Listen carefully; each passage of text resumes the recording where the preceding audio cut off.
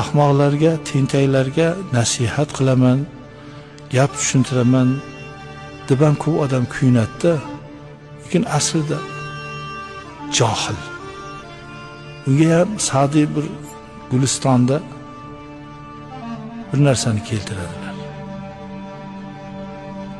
Hindistonning o'rmonida bir qurt bo'lar ekan, chug'ga o'xshab yaltir-yaltir qilib turar ekan. Uni bilmagan odam chug' deb o'ylar ekan. Lekin u qurt.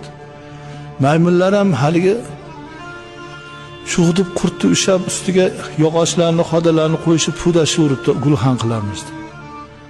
Tepada buni ko'rib turgan dono to'tiqush, "Oy maymunlar, bu qurt, bu chug' emas." desa, bordi pudashi urib, "Oy bu qurt, bu chug' emas" desa ham ishonmasmiz. Pastga tushib tushuntirib, ovora bo'lib ketishdi deb pastga tushganda maymunlar to'tiqushni o'ldirib qo'yishdi. Ahmoqlarga bir narsani tushuntiring desangiz, aqli olmaydi. Sizga dushman ham bo'lib qoladi. Bir zarar yetkazishni niyatini ham qiladi.